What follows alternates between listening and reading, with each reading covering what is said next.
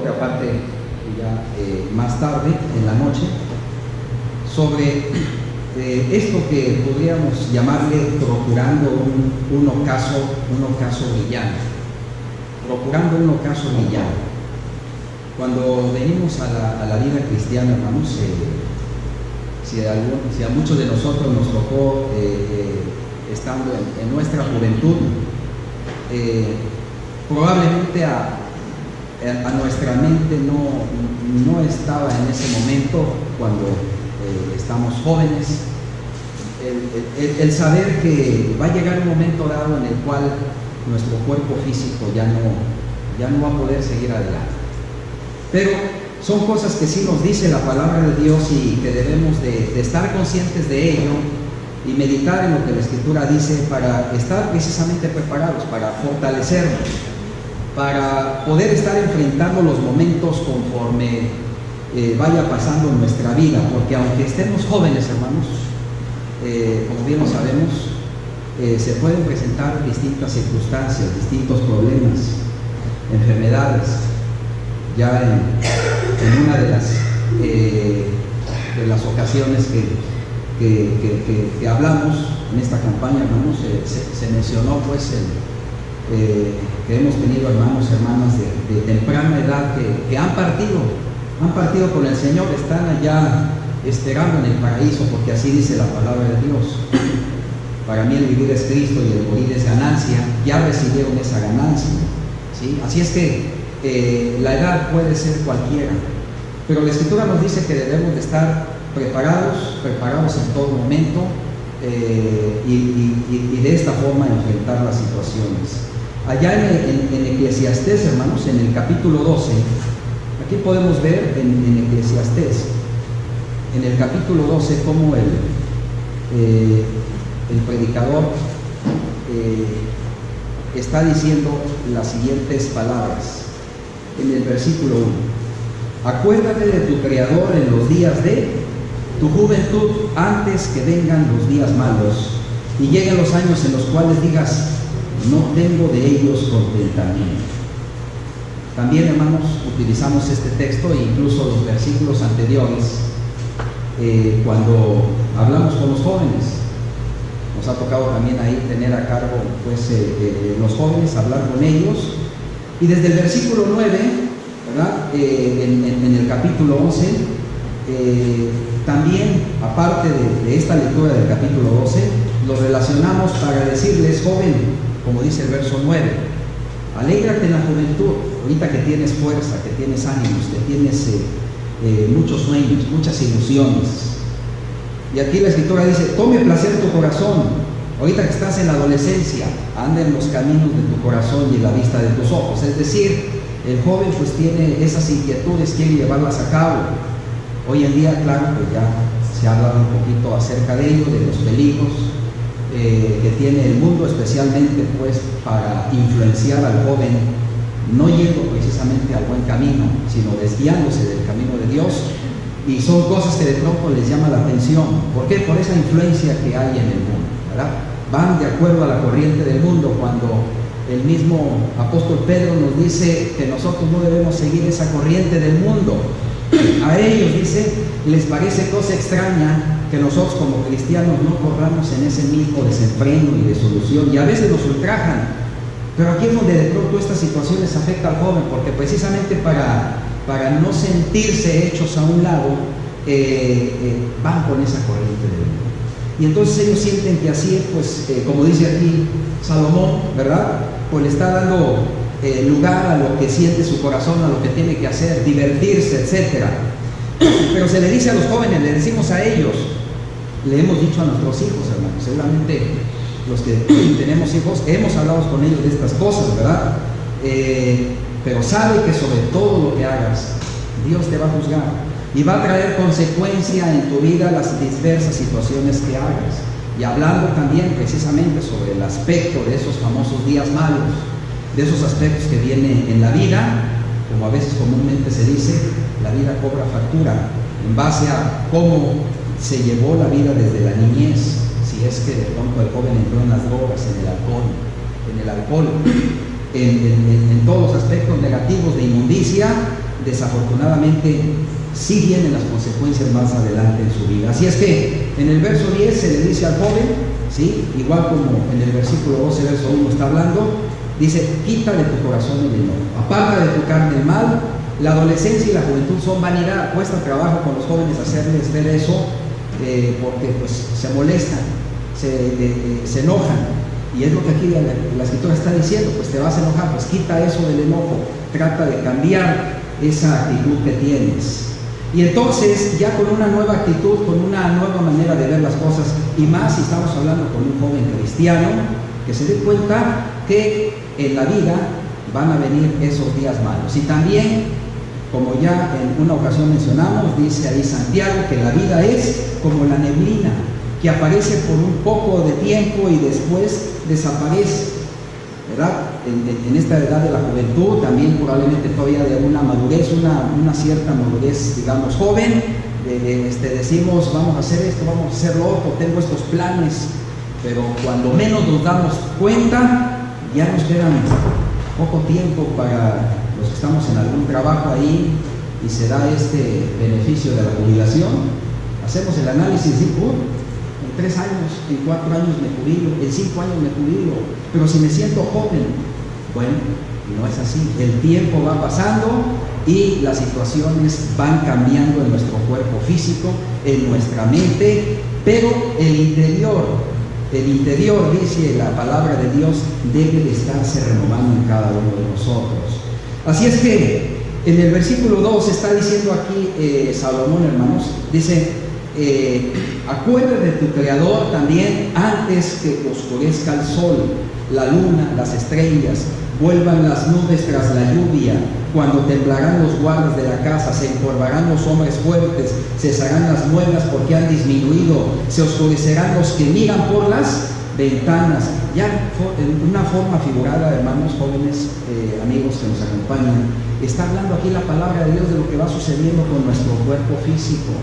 Vemos a nuestros hermanos ya muy grandes de edad, que de pronto ya no ven bien, ¿sí? Tienen pues unos lentes con mucha graduación, sencillamente ya tienen que ser guiados por el apoyo de alguien. Se encorvan, dice aquí la palabra de Dios, los dientes se van cayendo, las muelas se caen. Vemos el caso, nos ha tocado el caso de hermanos, incluso hasta que por producto de eso y porque ya no se ajustan las famosas placas dentales que tiene que ponerse una persona ya cuando no tiene los dientes, ya está batallando incluso para la alimentación. Vienen una serie de consecuencias.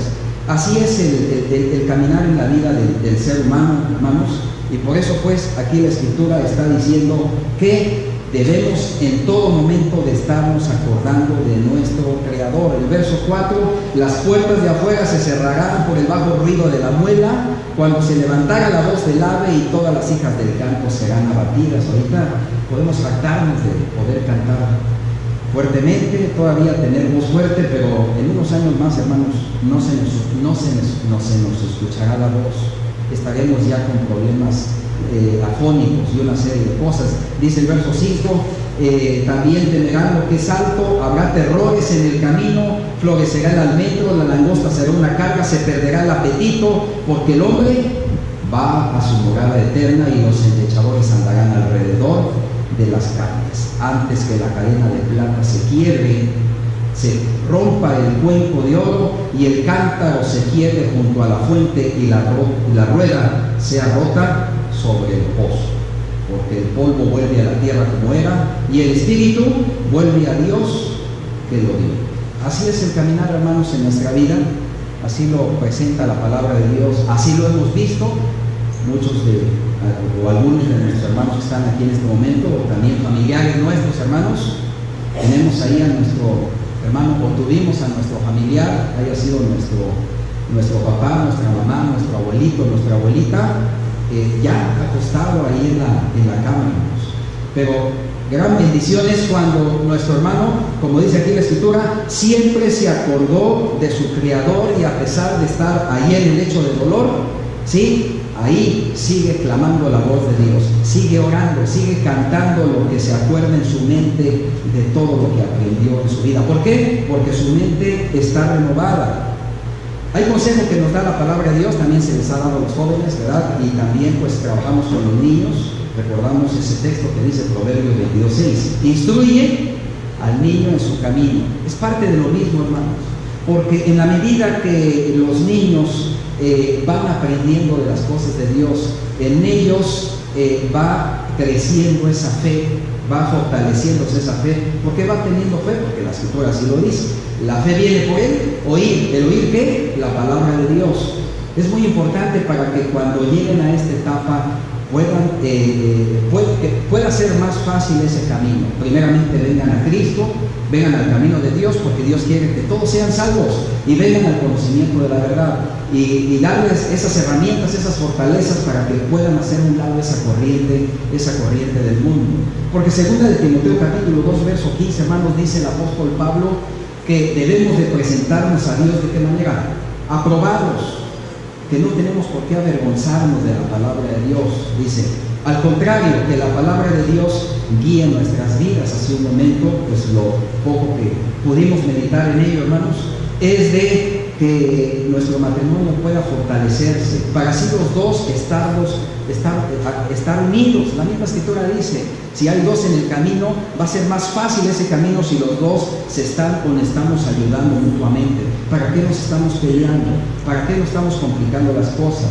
Y esa misma situación nos decía ya al final, después de que terminó la clase, nuestro hermano Erasmo, diciendo, aquí vale la pena en esta situación reflexionar que el hecho de tener matrimonios fuertes es precisamente porque eso va a fortalecer la iglesia, y al fortalecer la iglesia entonces va a ser más fácil poder llevar a cabo la misión de la iglesia y predicar el evangelio, para que todo aquel que crea en Cristo y sea bautizado, dice, sea salvo. Así es que matrimonios fuertes es una iglesia fuerte, y esto lo hemos escuchado en general hasta en los mismos gobiernos, ¿verdad?, que hablan acerca de que si hay familias fuertes hay una nación fuerte. Siempre ha habido eso, pero cuando la misma nación se deteriora, hermanos, lo podemos ver en países, en otros lados, cómo hay un deterioro social, deterioro familiar, y por lo mismo entra ese mismo tipo de deterioro en los gobiernos y hace también una cosa muy negativa en la misma sociedad, producto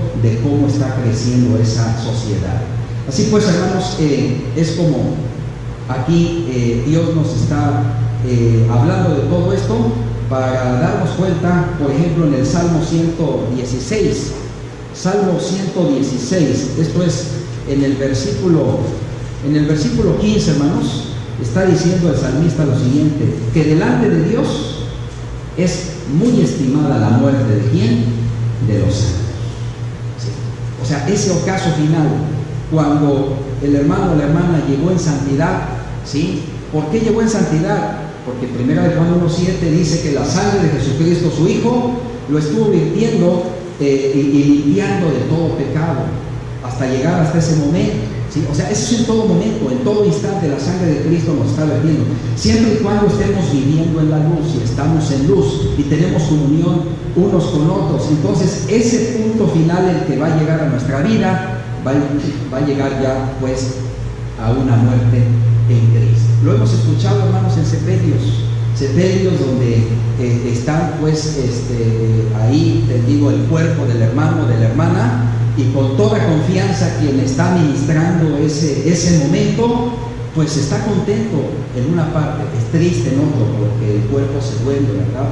El sentimiento se duele por la partida de un ser querido, pero el consuelo está en que esa persona, ese hermano, esa hermana, haya muerto a cualquier edad que haya muerto, está ahora delante de la presencia de Dios, y porque Dios se estima, dice, es estimada a los ojos de Dios la muerte de ese hermano, de esa hermana. Lo mismo está sucediendo ahí en Apocalipsis 14:13.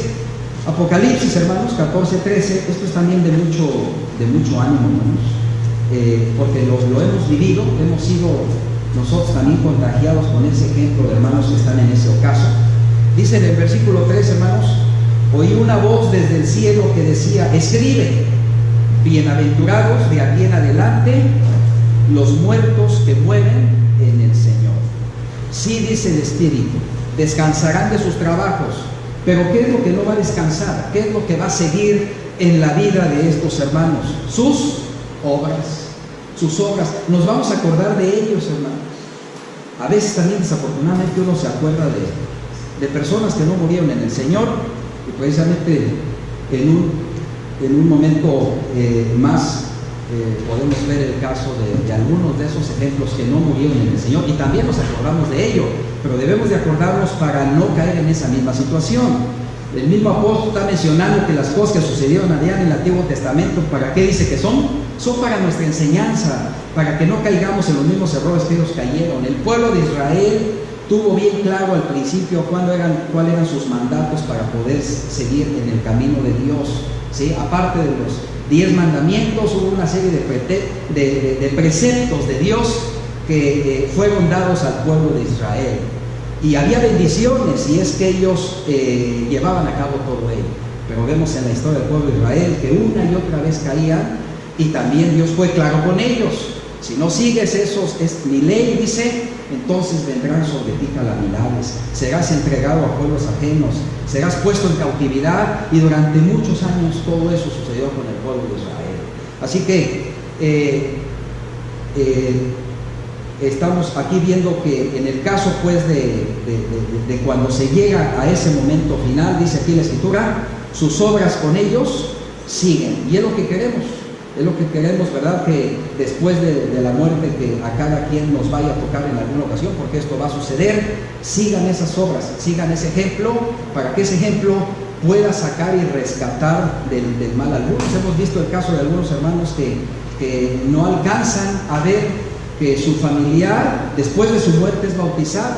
Aquí viene rápido a mi mente el caso de un hermano allá en la congregación de Pablo Olivas. Durante 30 años la hermana estuvo tratando de que su esposo viniera al camino de Dios, ¿verdad? En aquel entonces esta hermana más bien, era miembro ahí de la congregación del Fraccionamiento Buenos Aires. Sin embargo, tuvo que llegar la muerte de la hermana ya en una edad avanzada, para que a los 6 meses este hermano se bautizara.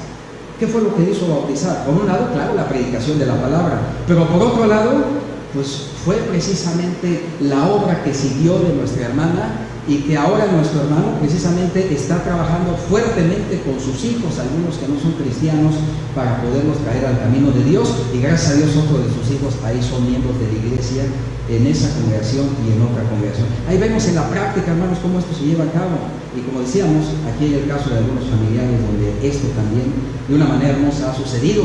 Ya han partido nuestros hermanos, pero nos acordamos de la memoria de ellos, y algunos de nosotros puede decir con toda confianza, yo quiero seguir ese ejemplo y quiero llegar a como mi hermano llegó, pudiendo soportar todo lo que tuvo en su vida, ¿sí?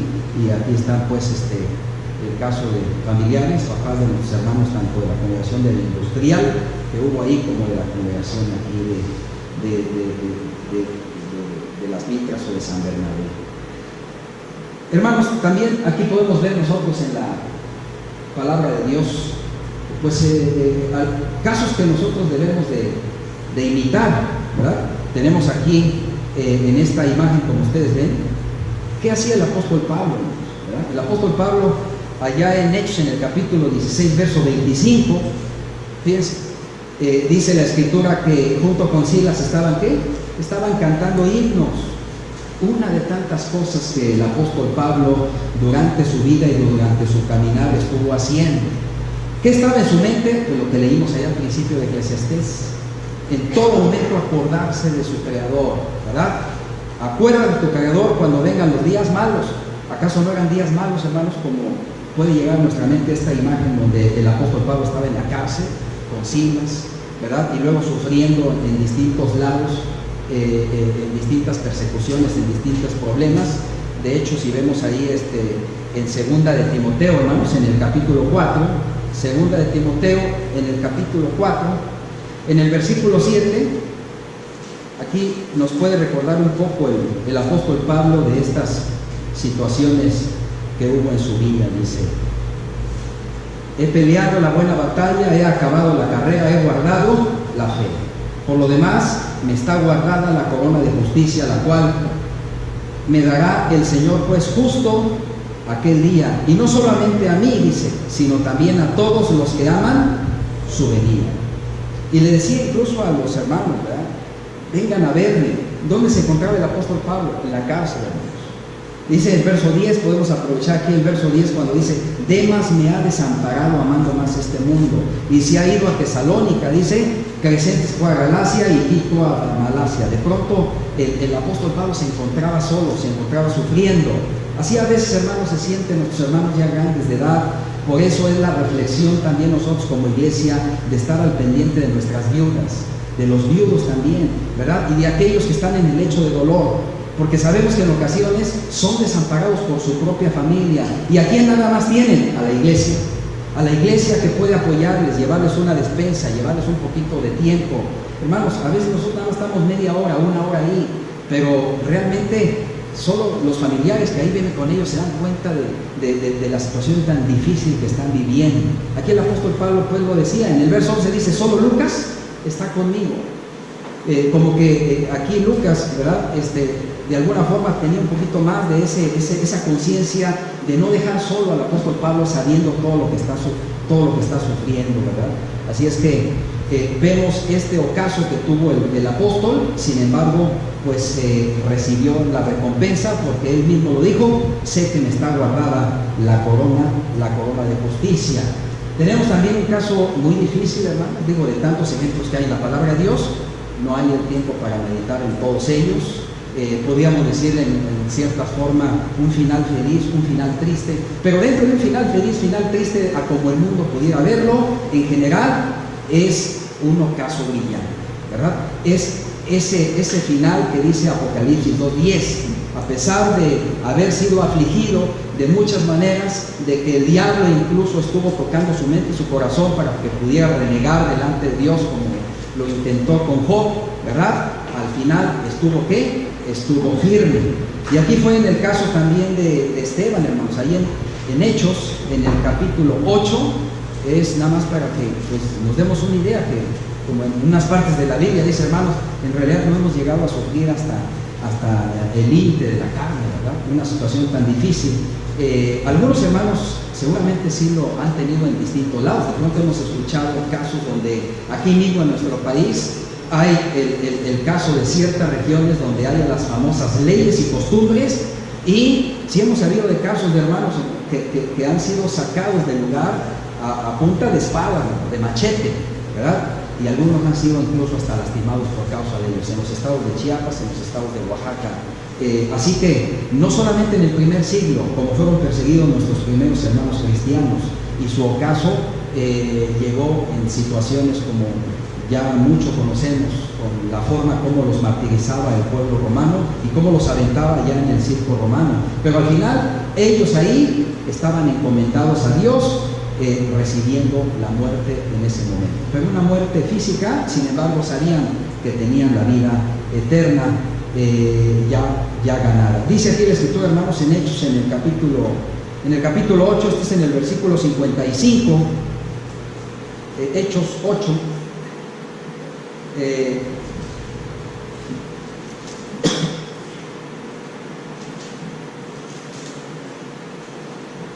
Hechos capítulo 7, hermanos, Hechos capítulo 7 en el versículo 55, Hechos capítulo 7, versículo 55, aquí, como bien sabemos, se encontraba esa situación de Esteban, donde primeramente pues su intención era haberle predicado a la gente que estaba ahí, pero todas esas cosas que estaban escuchando los que estaban ahí con Esteban, ¿qué dice aquí la escritura? Se enfurecían en sus corazones y crujían los dientes contra él, ¿sí? Hoy en día, hermanos, a veces puede venir a nuestra mente cuando estamos hablando con una persona acerca del Evangelio de Cristo, de la palabra de Dios, y de pronto vemos que se está molestando, simple y sencillamente pues ahí terminamos la plática y pues ya nos hacemos a un lado. Pero en este caso, aquí lo que Esteban estaba haciendo es que ellos oyeran, ellos entendieran que ellos mismos, con sus acciones, con su forma de pensar, con su forma de ser, fueron culpables de la muerte de Cristo. Por eso en el verso, me retraso al verso 51, hermanos, para que vean las mismas palabras, pero era la realidad de lo que Esteban estaba diciendo a los judíos. Duros de cerviz, incircuncisos de corazón y de oídos, ustedes resisten al Espíritu Santo como vuestros padres, así también vosotros. ¿A cuál de los profetas no persiguieron vuestros padres y mataron a los que anunciaron de antemano la venida del justo, de quien ustedes han sido entregadores y matadores? Fíjense, aquellos que se sentían religiosos. Hoy en día a veces sucede lo mismo, hermanos. Allá en la famosa época de las cruzadas pasaba también lo mismo, hermanos. En la Inquisición siempre se ha perseguido a los cristianos, a los que predican el verdadero evangelio puro. Y entonces fue por eso que en el verso 54 todas estas personas, los judíos, se enfurecían, crujían los dientes contra él. ¿Se imaginan el sentimiento tan negativo? Algo parecido a lo que sucedió ahí con Caín. Caín también seguramente se enfureció, ¿verdad? Se llenó de envidia, ¿verdad? Se enalteció, dice ahí, el mismo Dios lo enfrentó y le dijo todo lo que su corazón traía, ¿no? Las obras del diablo. Y es lo que estaba pasando con estos judíos. Pero Esteban dice, lleno del Espíritu, puesto los ojos en el cielo y viendo la gloria de Dios, y que Jesús estaba a la diestra de Dios, dice, veo los cielos abiertos y al Hijo de Dios que está a la diestra de Dios. Tal vez ya en ese momento ya de la situación de todo lo que estaba viviendo Esteban, ¿verdad, hermanos? Se le manifiesta el Espíritu de Dios precisamente a él. Es una especie de, podríamos decir, de ayuda, ¿verdad? De consuelo, de apoyo que Dios le da para recibirlo y saber que esa muerte que está teniendo no era en vano. Entonces ellos dan de grandes voces, se tapan los oídos todavía, no querían escuchar la voz de Dios. Eso es algo triste, hermanos, cuando de pronto pues hablamos con una persona y no quiere obedecer el mensaje de Dios así de una manera directa, ¿verdad? Es equivalente a que se esté tapando los oídos, no querer escuchar lo que realmente es benéfico para su vida y le puede llevar pues a que se prepare precisamente para ese ocaso. Y arremetieron contra él, dice el verso 57, lo llevaron fuera de la ciudad. ¿Qué hicieron? Como ya sabemos, hermanos, lo apedrearon. Cualquier imagen que pueda estar presentada aquí realmente no llega a darnos la verdadera idea y la situación que ahí estaba sucediendo, hermanos. La manera en cómo tal vez estaba despojando de su carne debido al golpeteo de las piedras y toda la sangre corriendo por ahí. Así es que dice aquí la Escritura que en el verso 59, mientras lo apedreaban, Esteban invocaba al Señor Jesús y dijo, recibe mi espíritu. Ese fue su ocaso, hermanos. Puesto de rodillas, clama a gran voz, Señor, no les tomes en cuenta este pecado, y habiendo dicho esto, durmió. Así, hermanos, que sea nuestra manera de pensar para con los que nos puedan hacer daño. El Señor Jesucristo en el Sermón del Monte, ¿verdad? Ya en el capítulo 5 está diciendo, dice, si sois vituperados, si sois apedreados, si sois maltratados por causa de mí, dice, sois bienaventurados. El glorioso Espíritu de Dios está sobre vosotros, mientras que de parte de ellos es blasfemado. Así es que esta fue la situación que tuvo Esteban. Tenemos también, hermanos, el caso de Moisés allá en Deuteronomio, capítulo 34. En Deuteronomio, en el capítulo 34, este es en el versículo 1, en esa parte ya donde ahí se indica acerca de la muerte y sepultura de Moisés. Pero aquí vemos pues también algunos detalles que son interesantes para verlos. Dice que subió Moisés de los campos de Moab al monte de Nebo, a la cumbre de Pisga, que está enfrente de Jericó, y le mostró Jehová toda la tierra de Galaad hasta Dan. ¿Se acuerdan, hermanos, que pues había esa promesa de la tierra prometida? En el verso 2 dice, todo Neftalí, la tierra de Efraín y de Manasés, y toda la tierra de Judá hasta el mar occidental, el Negev, la llanura, la vega de Jericó, ciudad de las palmeras hasta Zoar. Pero Dios le dice a Moisés, hermanos, esta es la tierra que juré a Abraham, a Isaac, a Jacob, diciendo, a tu descendencia la daré. Aquí te permito verla con tus ojos, no pasarás allá. Sabemos, hermanos, que pues así fue la situación que le tocó vivir a a Moisés, pero pues Moisés simple y sencillamente se humilló delante de Dios y aceptó lo que él le estaba dando. ¿Qué era que le estaba dando? Con esto es suficiente para ti, vas a ver la tierra prometida. Así es que ahí murió Moisés, siervo de Jehová, en tierra de Moab, conforme al dicho de Jehová, y lo enterró en el valle de la tierra de Moab, enfrente de Bet-peor, y ninguno conoce hasta el lugar de su sepultura el día de hoy. Verso 7. Moisés era de edad de 120 años cuando murió, pero vean, hermanos, dice, sus ojos nunca se oscurecieron, ni perdió su vigor. Entonces vemos también que en ese final, en ese ocaso, ¿qué tiene este siervo de Dios? ¿Verdad? Estar firmes, como nos dice la palabra de Dios. Dice, mantengámonos firmes hasta que acabe el día malo. Y cuando hablamos del ocaso en nuestra vida, ese día malo pues viene siendo el día final, cuando la muerte física ahí termina. Pero sigue la vida espiritual, y mientras tanto tenemos que estar firmes. Pero hermanos, para que también no perdamos de vista, hay casos que no heredaron el reino de Dios. Primera de los Corintios, en el capítulo 6, Primera de los Corintios en el capítulo 6, esto es en el versículo 9, hermanos, está diciendo el apóstol Pablo, pongo primero esta palabra donde dice, no erréis, o sea, no nos equivoquemos, ¿sí? Sí. Los injustos no van a heredar el reino de Dios. ¿Quién es injusto? Pues quien no obedece la palabra de Dios. Quien, ya siendo nosotros en el camino de Dios, agarramos el camino negativo, como dice el mismo apóstol Pablo, estaba diciendo, Demas me desamparó, se fue al mundo, ¿verdad? Entonces, esos son los injustos, pero incluye aquí más gente, los fornicarios, los idólatras, los adúlteros, los afeminados, los que se echan con varones. Hermanos, el mundo ya está lleno de esto. Hace rato en la clase lo decíamos, esta situación no es nueva, ya viene allá desde la época de Sodoma y Gomorra, ¿verdad?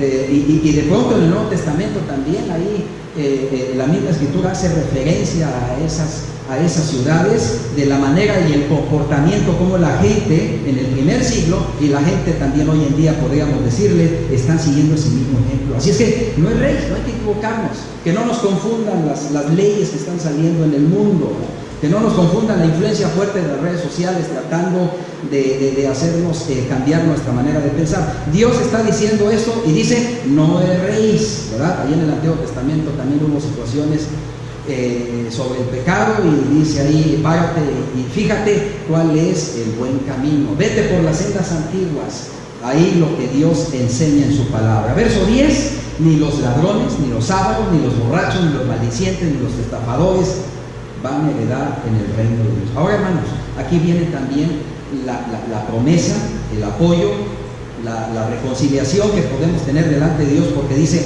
pues esto eran algunos de ustedes, dice, estos eran algunos de nosotros, pero ya fuimos lavados en las aguas del bautismo.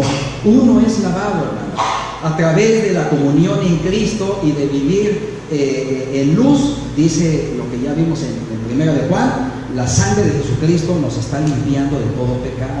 Así es que eso es el arrepentimiento, hermanos, y ya no practicar el pecado. Dice ahí la escritura, ¿verdad? No practica el pecado. ¿Quién? El que va en la vida de la vida cristiana.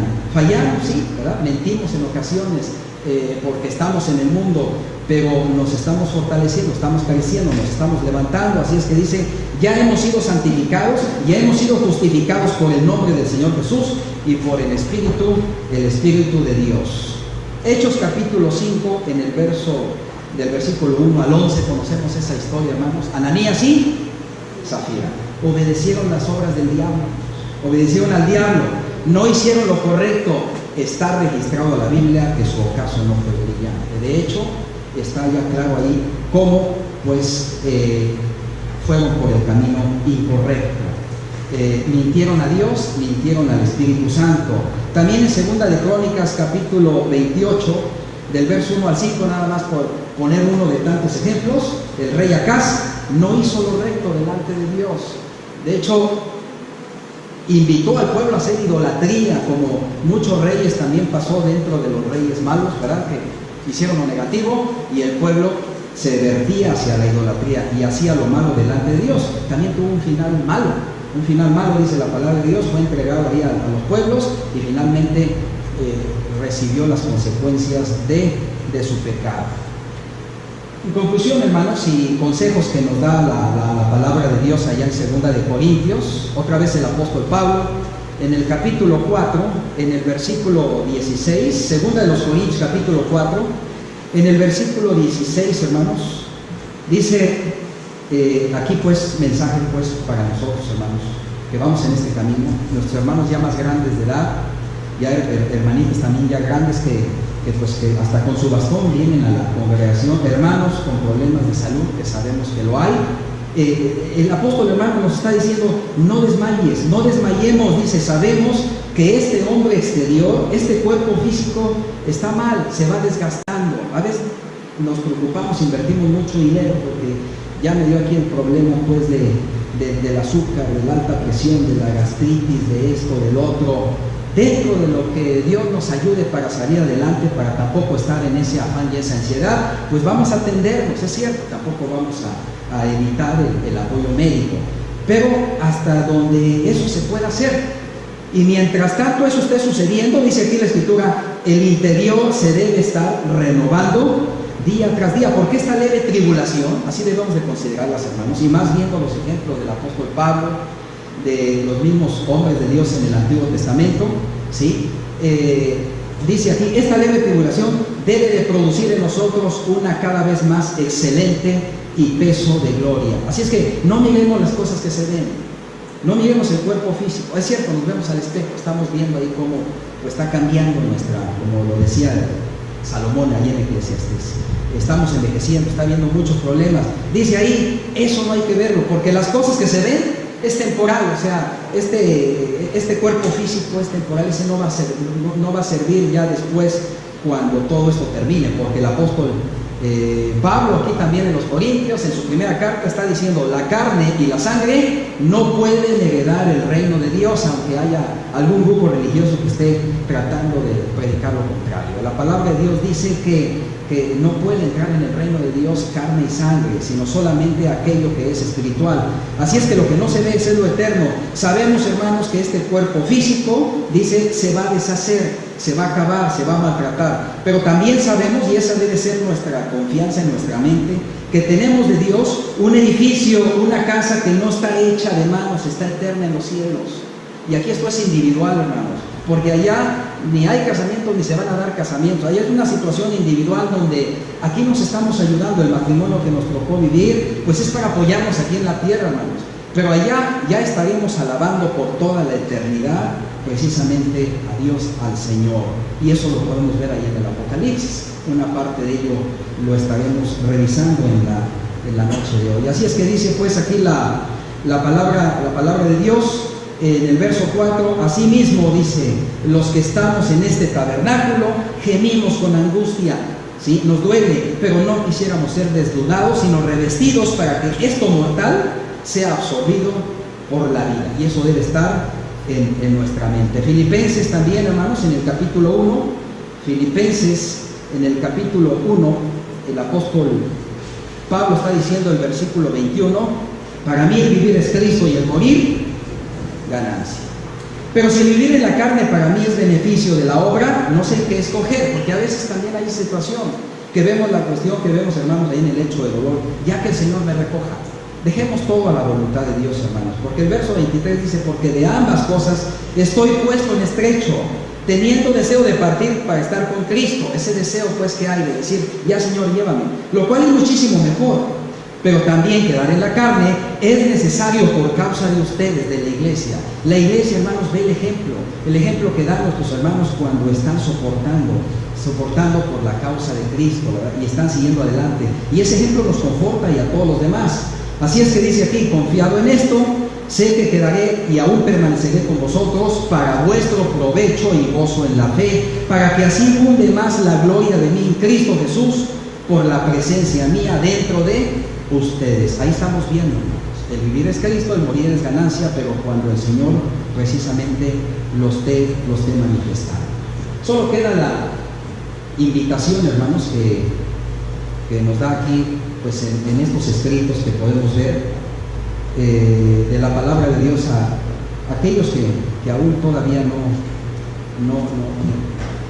no son parte del cuerpo de Cristo, hermanos. Eso es lo que todos quisiéramos, porque eso dice el apóstol Pablo ahí en Timoteo, ¿verdad? Dios quiere que todos estemos en esa salvación, que todos estemos en el arca.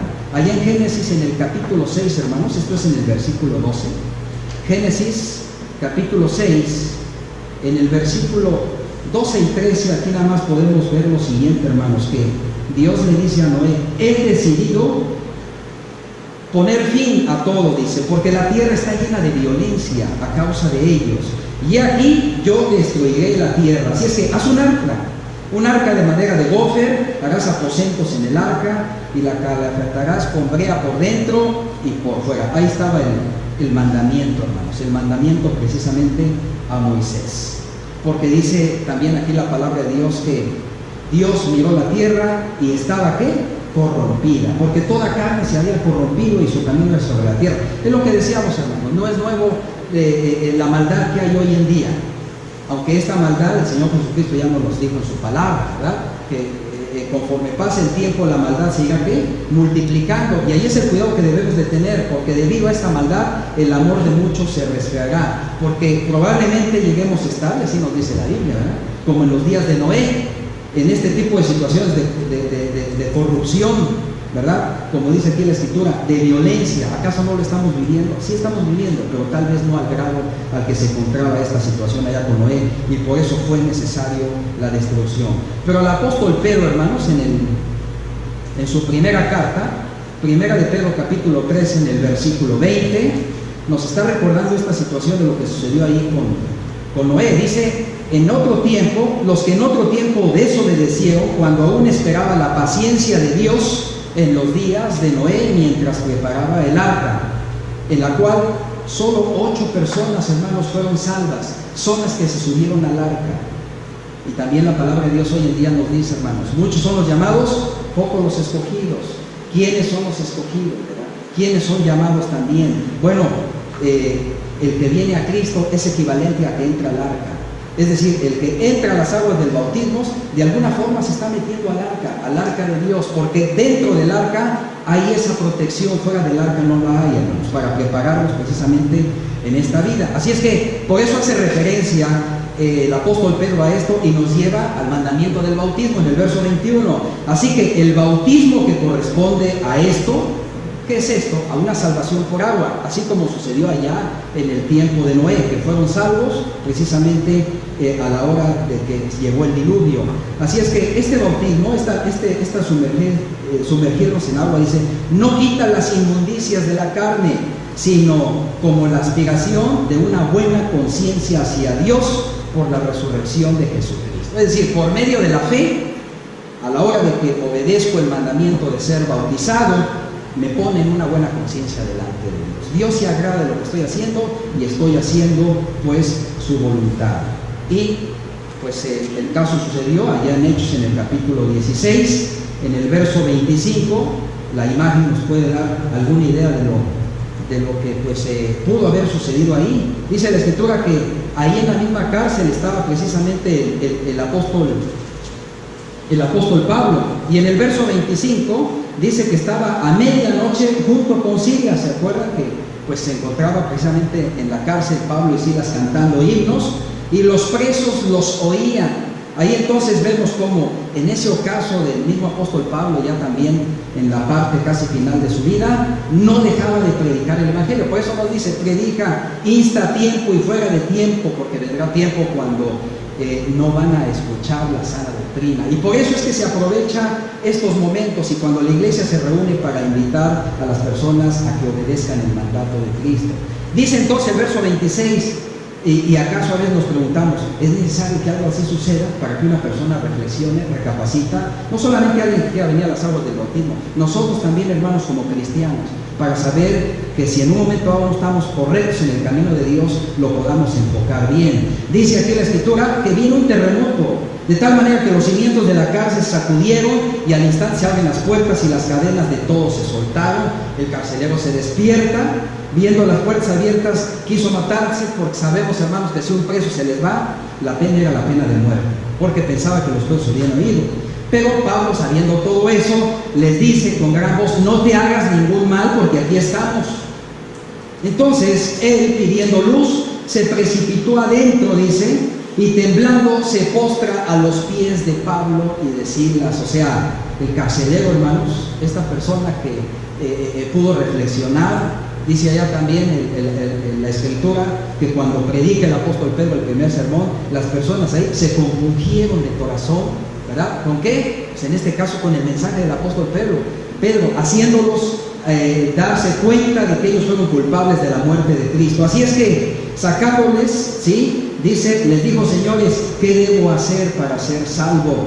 Hermanos, preguntémonos aquí, ¿qué tantos textos de la Biblia le predicó el apóstol Pablo o Silas al carcelero? Tal vez lo único que hubo es que el carcelero escuchaba los himnos del apóstol Pablo, y seguramente dentro de esos himnos, como los que nosotros escuchamos, vemos palabras de mensajes del Evangelio de Cristo, como algunos que hablan precisamente de que ven a Cristo, ¿verdad? Así es que eso poquito que pudo captar el carcelero y relacionar a lo que hacía el apóstol Pablo y Silas en la cárcel fue suficiente para darse cuenta que tenía que hacer algo para obedecer a Dios.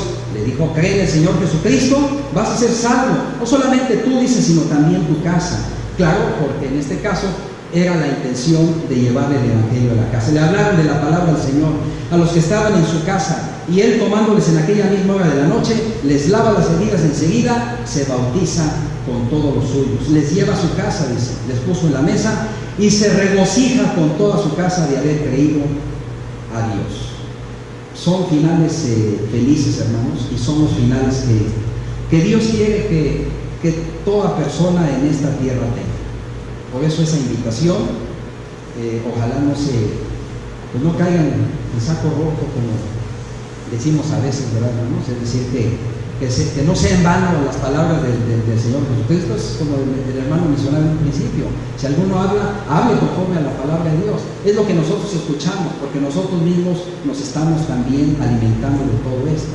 Así es que esta palabra de Dios es la que deseamos que de todo corazón llegue a aquellos que necesitan precisamente de la ayuda de Dios, tanto de nosotros como cristianos, como también de aquellos que aún no han sido bautizados. Ahí está la invitación, ¿verdad?